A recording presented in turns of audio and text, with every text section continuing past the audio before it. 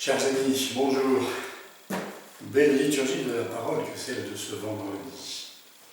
Nous sommes toujours dans la première partie du livre des Actes des Apôtres. Nous cheminons avec la première communauté chrétienne.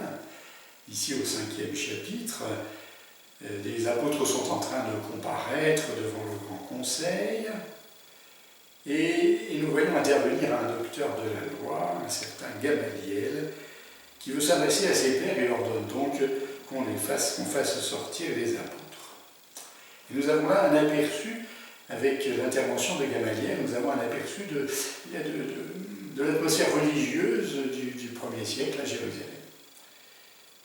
Tout d'abord, Gamaliel.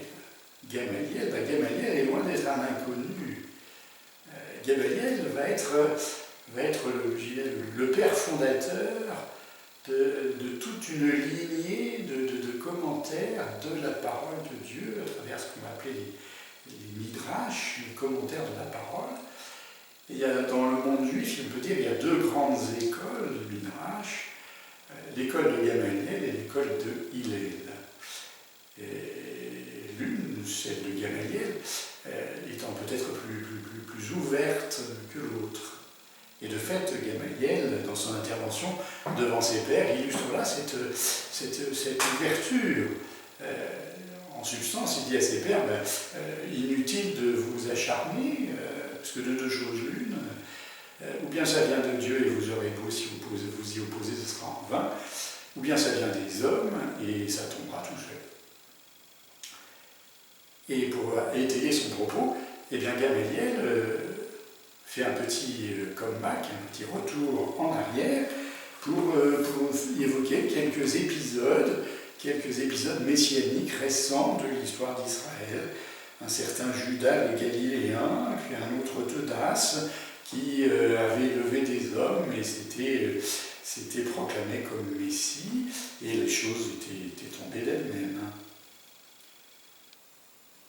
Mais là, Gamaliel prévient ses pairs, si ça vient de Dieu, vous n'y pouvez rien faire. Et puis dans l'évangile de Jean, nous avons au 6e chapitre, ce grand chapitre de l'évangile qui commence donc par le récit de la multiplication des pains.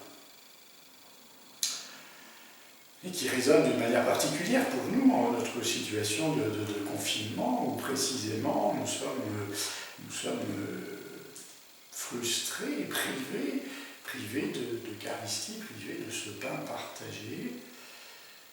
Alors, si les pains ne sont pas multipliés, peut-être sans doute même notre désir de communion, notre désir de faire communion, de vivre ce temps de rassemblement est-il multiplié en nos cœurs?